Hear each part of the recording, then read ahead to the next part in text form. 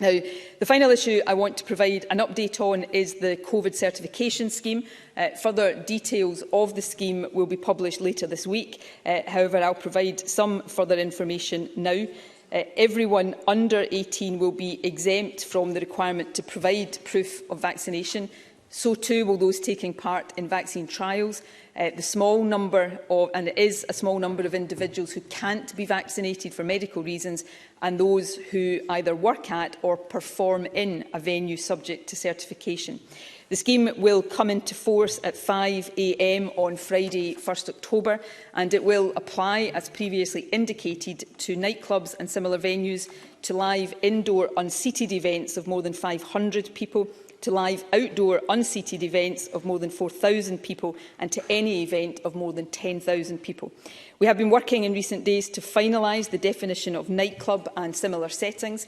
I can confirm that our intention is that certification will be required for any venue that meets all of the following conditions. One, that it is open between midnight and 5 a.m. Second, that it serves alcohol after midnight. Third, that it provides live or recorded music for dancing. And fourth, that it has a designated space which is actually in use where dancing is permitted. Let me stress that certification will be required only if all four of these factors apply. Detailed draft guidance will be published ahead of the regulations, setting out clearly what each sector needs to do. A pragmatic and sensible approach will be taken to each piece of guidance.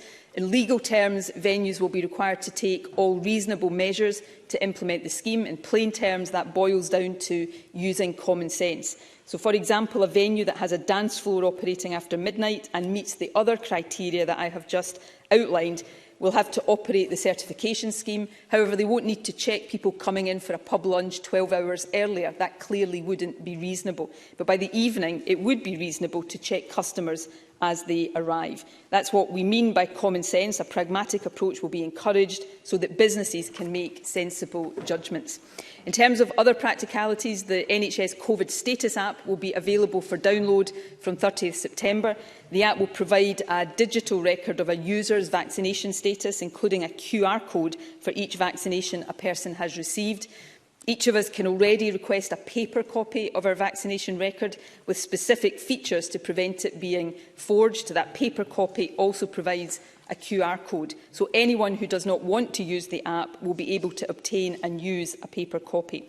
Once the scheme is launched, anyone going to a venue or event which requires certification will be required, if asked, to show their vaccine record.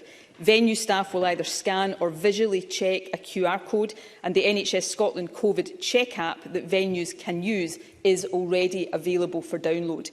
At a venue such as a nightclub or at a relatively small event, we expect that it will be possible to check vaccine certificates for everyone in attendance. However, at larger events, organisers will be expected to carry out a reasonable number of checks. We are currently working with businesses and environmental health officers to provide specific advice and guidance on the level of checks that should be considered both reasonable and effective to fulfil the important public health objective of certification. So I hope this information, together with the details to be published shortly, will provide further clarity on how the scheme will operate. However, let me stress that even after the scheme has started, we will keep the operational details under review. We will be prepared to make changes in light of experience and as, for example, upgrades and improvements are made to the operation of the app. We do, however, consider it an important part of the overall approach to controlling the virus to have a certification scheme operational soon.